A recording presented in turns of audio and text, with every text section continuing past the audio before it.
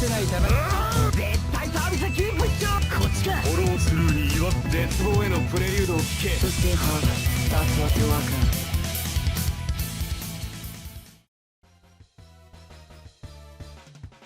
Hey everyone, it's CurlyHairedHero, and welcome back to Prince of Tennis 2005 Crystal Drive. We're in the semifinals of the Iron Plate 3 tournament, which is a survival singles tournament on super high difficulty with animations for specials and all that jazz cut off. It is been a little bit of an interesting journey just because I have to use Kabaji here, or not so much that I have to, I've been using Kabaji just because he's one of the few Hirota characters that I haven't used and I just unlocked him recently. But I don't know why he stopped to taunt there for a second as the point went past him, but alright, good job Shinji.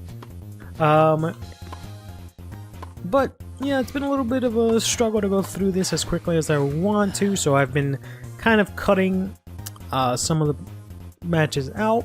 I think what I'll do is, so far I've done for the first round, I've left in most of the matches. The second round I took out the last two, and then I think I'm going to do the same thing for the third one, which is this one, and then for the fourth one I'll just leave the entire thing in, since it'll be warming up, I guess, to the, again, 100th episode that I've talked about like every single episode of this season, but we're getting there ever so slightly. This is the last tournament before that. This is the penultimate episode before the tournament that I'll be doing for the 100th episode, but anyways, enough about that.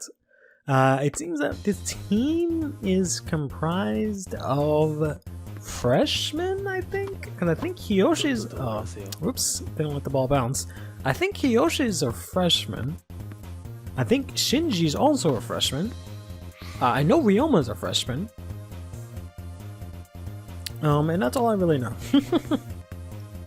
I think Ryoma's actually the coach, but I don't actually know who else is on this team.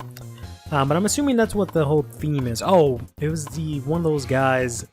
Wow, that went over me somehow. One of those special guys from like these random schools that don't have a full team in the game. They're like manga only characters. He's the other guys. I'm assuming he's probably a freshman also.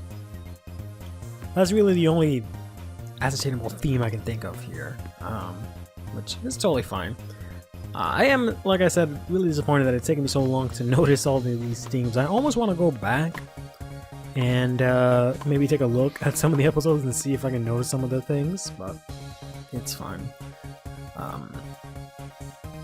We are gonna see if we can get through this, which is Kawaji, who I've gone into exclusive detail in that he's not very, you know, he's not much. Oh, that's what that is. That's a taunt special. Yeah, I forgot about that. I've used Shinji so long ago, I forgot about that. It's some taunt special where, like, he just talks random shit. And I don't think it does anything, especially now that there's no animations. That's why it looks so random. That he just randomly starts, like, talking shit in the middle of a point. But it has some kind of purpose. I just don't remember what it is. It's also not really working out too well for him, because he's kind of getting stomped over here, but that's what we can do. Okay, there we go. Shinji is such a interesting character. Just because, like, he's one of those, like, typical anime. Oh, I think it gets rid of my C gauge. That's what it does. Okay. Yep. So it just completely erases my C gauge. Okay.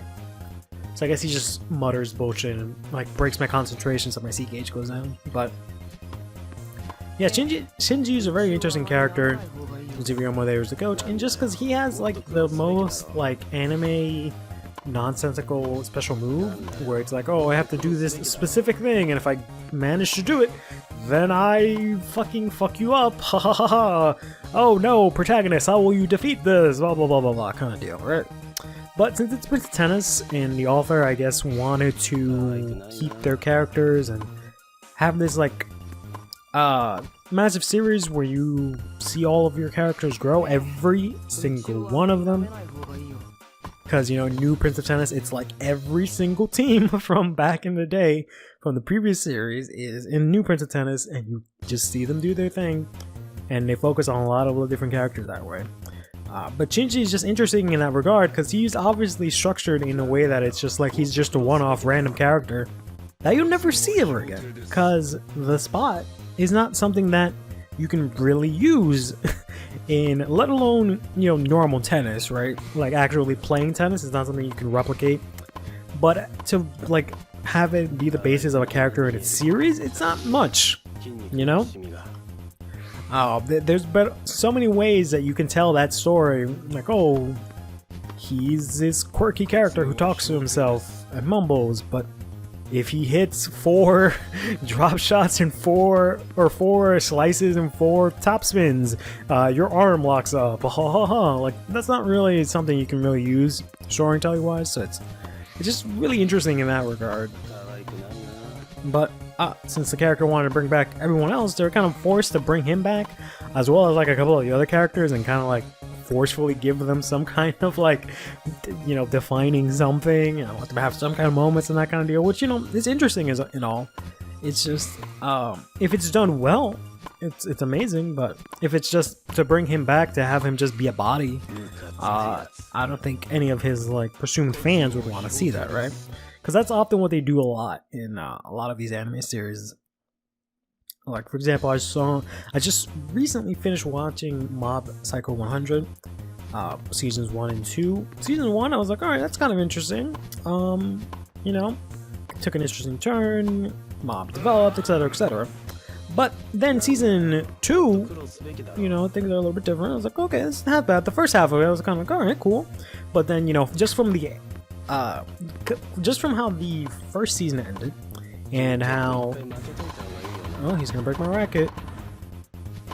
Yep, there we go. Just because of how the first season ended, whoa. Wow, I can't look at my stats for some reason. Interesting. It's like blocked off. Something he did blocked off my stats. It might have been Ryoma, which is kind of stupid. That's like the most useless special, but alright. But yeah, it was just interesting because, you know, looking at the previous series, the previous season, you knew that shit was gonna go down, and then they even do it in the opening. They have shit going down in the opening, so you're like, oh shit, all this shit's about to go down, right? So you're kind of just waiting for all this shit to happen, and then it kind of just happens out of nowhere. It's just like one day things are normal, next day shit happens. You're like, oh, okay, we're just gonna get into it like that, all right, right? And then, they brought back a bunch of characters from the first season. You're like, oh shit, that's cool, right? These characters are back.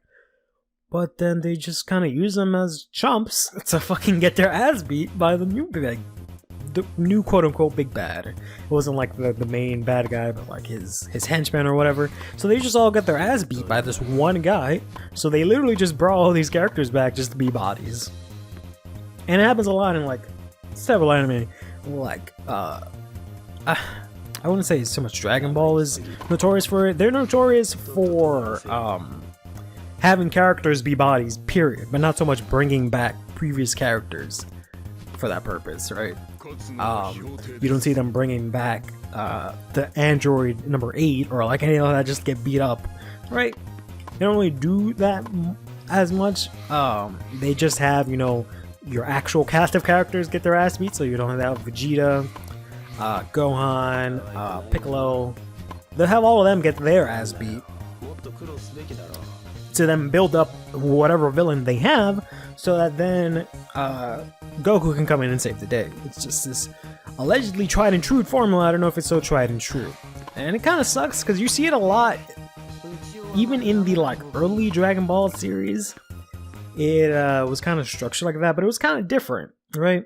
Because in the early, I think I'll actually leave in some of the next episode, because I'm going to rant about Dragon Ball for a little bit, but not so much some of the next episodes, sorry, I mean some of the next match, because I was going to cut some of them out, but we'll leave it in for now. But yeah, this is the guy that I'm talking about. I'm assuming they're just all freshmen, but you kind of saw a lot of it in the original Dragon Ball series. It just wasn't so like, it didn't hit you like so hard in the head, because, you know, you see Goku fail more often than you do in like Dragon Ball Z. and he's also like this like enigma where it's like, oh man, how is this fucking child able to do all this stuff? Like, oh man, that's so interesting and whatnot. But once he's like a grown-ass man and we get into like, oh, there's Saiyans and everyone can do this kind of shit, it's kind of like, well, alright, never mind.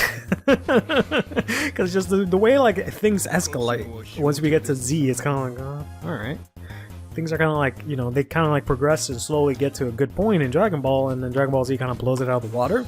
But, you know, even in Dragon Ball, things were kind of already out the water to begin with, right? Because like Goku took down like the whole Red Ribbon Army. He is the one that beat Piccolo. Beat Piccolo Jr. He went and he beat Tien. You know, he did all this stuff, right? But that was just all mainly him. But they didn't really have that many of his like friends get beat up because a lot of Dragon Ball was focused on tournaments. So they didn't have, for example, Krillin get beat up by Tien, and then Yamcha get beat up by Tien, and then Master Roshi get beat up by Tien, right? They didn't do any of that. They had Yamcha get beat up by Tien. And then, I don't remember how, the match is always blurred. And then I think he fought Shen, or I don't think Krillin fought Tien, right? Krillin, I don't remember what happened. But he didn't basically just beat everyone up, right? They started doing that once the Piccolo arc came around, where, you know, they killed Krillin. At least they killed him right away, right? And that was also the first time any one of the main cast had died, right? We had, I think it was Bora, who was like the little, lack of a better word, Native American kid's dad who got killed, but then they brought him back, and that's the first time, you know, someone was brought back with Dragon Balls in the series. But then we had, after that, Krillin died, and it was like, oh shit, an actual main character died. But, you know, we knew Dragon Balls were a thing, right? But then they were like, nope, what's his face? Piccolo just eats the dragon. He like well, I mean, he didn't actually eat it, but he just kills the dragon. It's like, all right, well, Shenlong's dead, so are the Dragon Balls. So like, no one's coming back, right? So it's just like, oh shit, there was like some actual stakes and whatnot. And they kind of try to do that again in Dragon Ball Z, where they killed off Piccolo, and then because of his connection with Kami, then they didn't have Dragon Balls, so that's why they had to go to Namek. But then they just happen to conveniently have Dragon Balls over there anyways, right?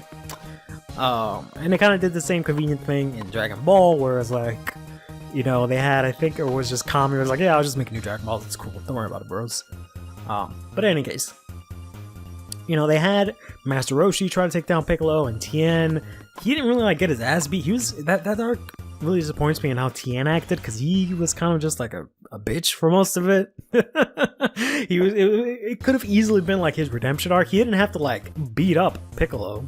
He could have at least, you know, had a fair fight, right? But no, he just kind of like lounged around and got like all scared and shit. And he didn't really do anything.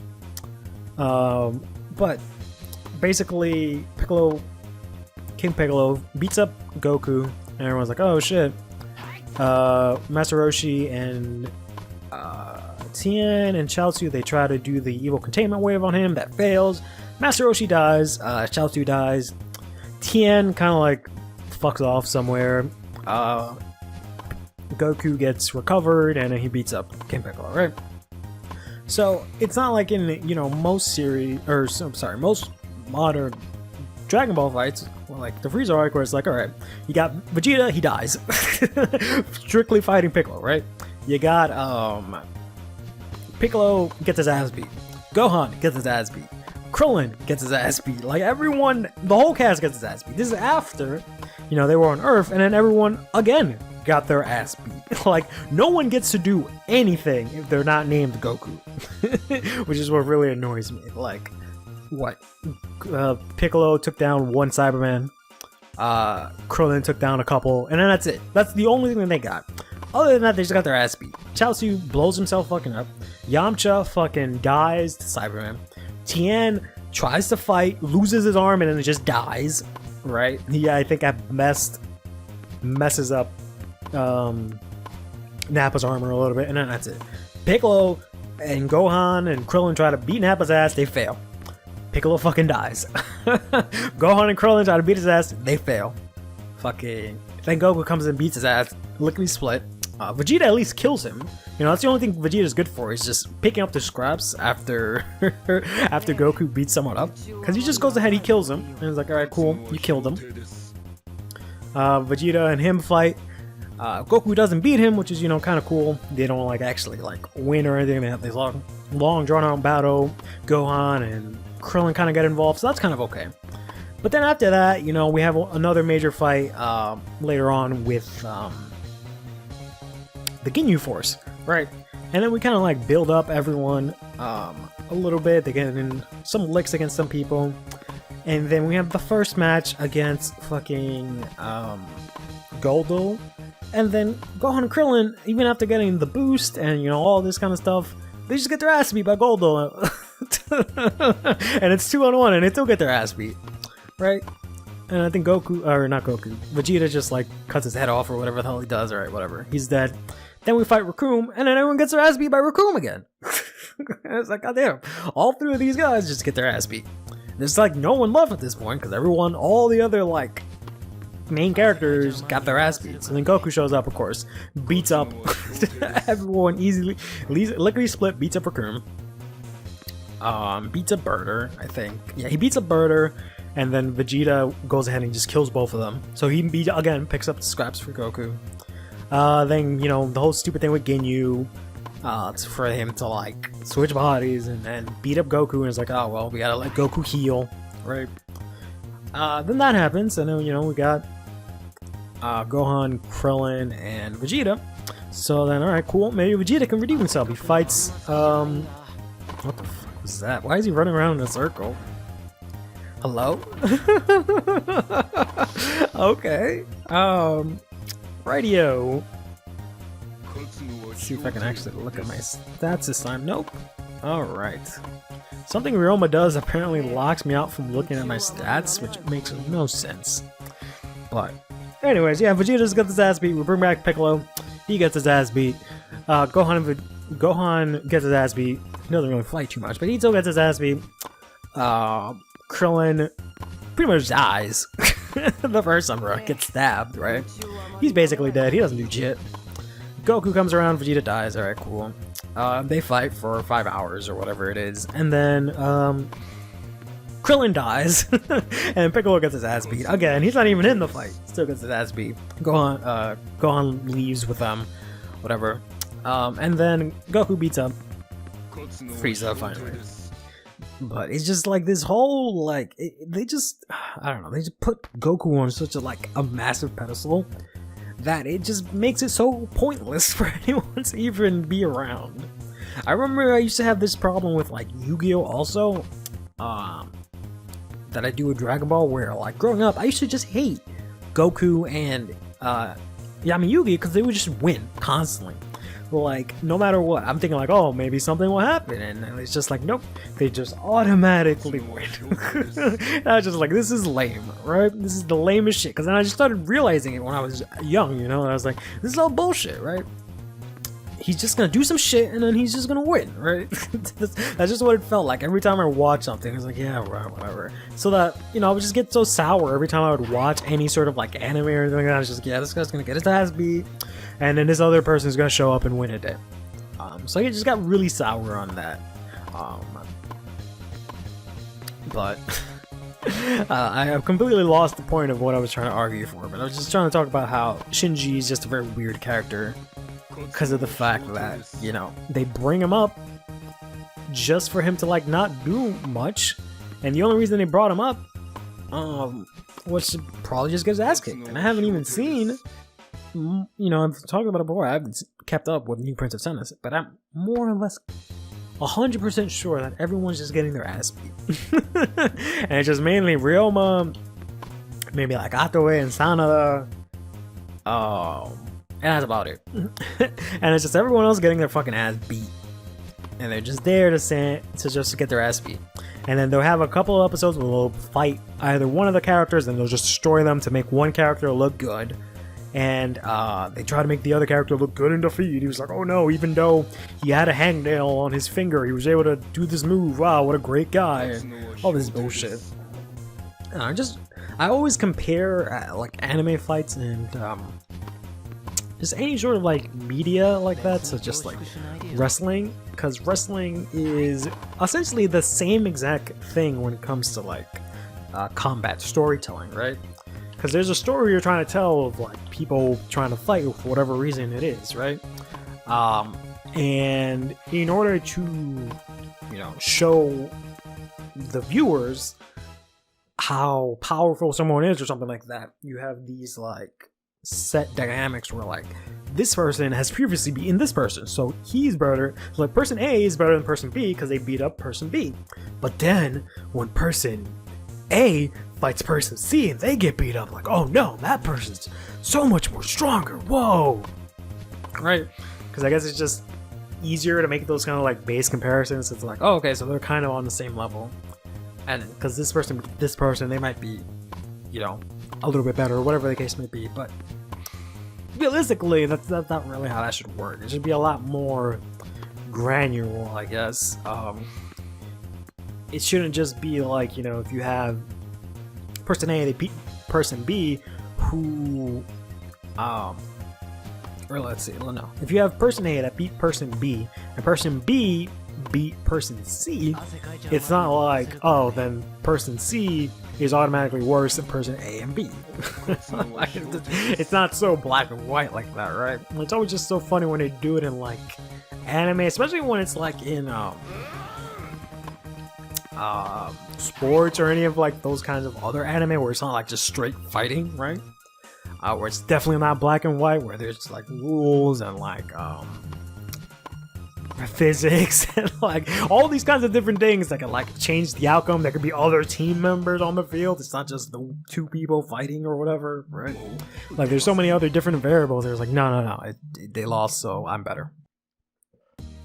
But yeah, sorry for ranting on about Dragon Ball for a bit, but the point I was trying to get at, I was trying to compare Dragon Ball to wrestling, wherein in wrestling you have to sort of try and convince me of like this power struggle that's going on, and it's kind of the same thing, like not so much in Dragon Ball but like all anime fights where you have to convince me about these power levels and these struggles that are going on, and sometimes that doesn't get conveyed as well. But in any case, I managed to go through this relatively quickly. I got a whole whopping 16 aces in this match. I just kept smacking it, and I've learned that apparently the recover stat is, I guess, how quickly you're able to respawn after diving. I think that's what that stat is for, and it seems like Hiyoshi has a very low recover stat, because that's why I kept able to just smash the balls on him.